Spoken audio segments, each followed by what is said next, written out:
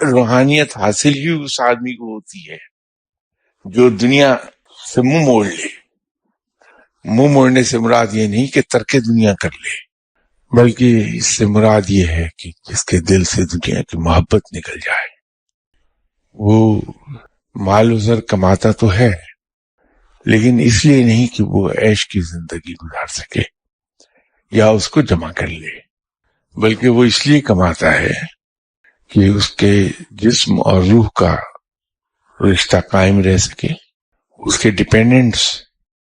ایک comfortable life گزار لیں اور اس کے ڈیپینڈنٹس کے جو اس پر حقوق ہیں وہ ان کو ادا کر سکے، اور اس کے علاوہ پھر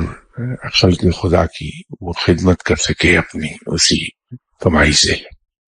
لیکن اس کے دل میں محبت نہیں ہوتی مالی دنیا کی، تبھی اس کو روحانیت حاصل ہوگی، ورنہ اگر دنیا کی محبت دل میں رہ جائے تو پھر روحانیت حاصل نہیں ہوتی. علم لدنی جو اسے حاصل ہوتا ہے اس کے ذریعے وہ اپنے دنیاوی معاملات کو درست نہیں کرتا،